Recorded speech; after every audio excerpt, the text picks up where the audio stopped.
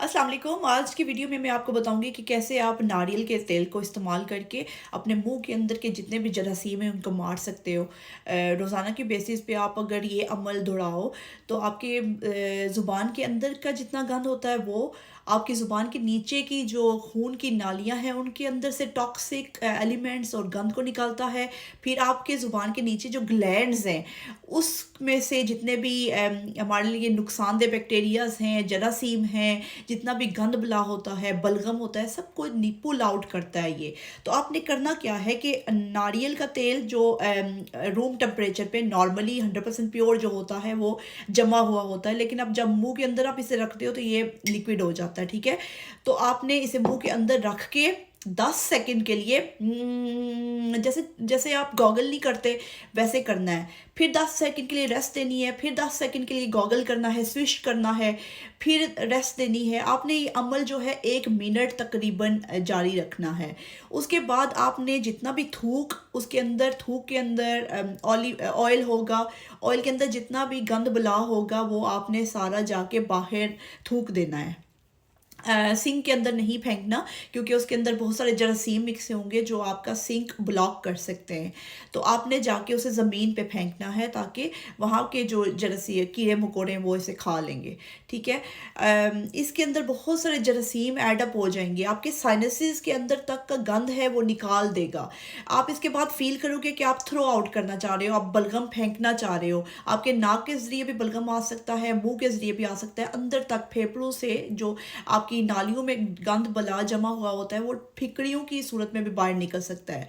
तो ये एक बड़ी ज़बरदस्त सी प्रैक्टिस है जो आप रोज़ाना की बुनियाद पे इसे अपनी रूटीन का हिस्सा बनाएं। सुबह पानी पीने के बाद जब आप 1 गिलास पानी पियो, 2 गिलास पानी पियो, पानी पीने के बाद आपने ये प्रैक्टिस रोज़ाना करनी है।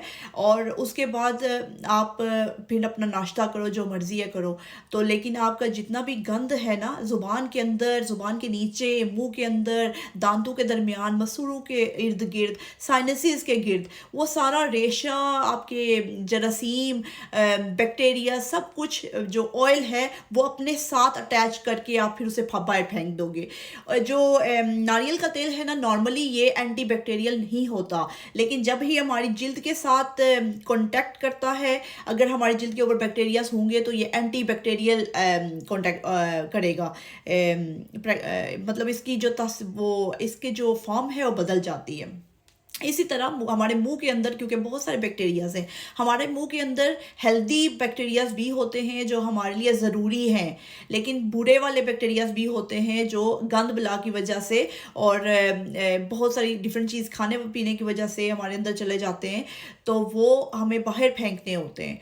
तो ये जब आप प्रैक्टिस अपनाओगे तो उसकी वजह से हमारे मुंह के बैक्टीरियाज के साथ जो नारियल का तेल है ये रिएक्ट करेगा, तो ये एंटी बैक्टीरियल हो जाएगा। एक तो हमें हमें एंटी बैक्टीरियल दवा मिल जाएगी अपने मुंह के लिए, मसूड़े भी उससे ठीक होते हैं, मुंह की बू भी जाती है क्योंकि गंद बला जो निकल जाता है। तो ऊपर से हमारा बलगम और हमारा रेशा, हमारी जो ब्लॉक्ड साइनसेस होती हैं वो खुलेंगी, जो सांस की तकलीफ होती है लोगों को वो होगा, जो ब्रोंकियल इन्फेक्शंस होते हैं, क्योंकि रेशा क्या डेपोजिशन होती है ना बॉडी के अंदर, तो वो सारी जब इस प्रैक्टिस से निकलेगी। आप रोज़ाना इसे कर सकते हो, कम अज़ कम आप 2-3 हफ्ते ट्राई करो। वो मेरे भाई जो मुझसे टोरंटो से कांटेक्ट कर रहे थे और उन्हें कोई क्रॉनिक मसला है बलगम का, तो आप ये करो, आपको इंशाल्लाह ताला ये इससे ज़रूर फ़ायदा होगा।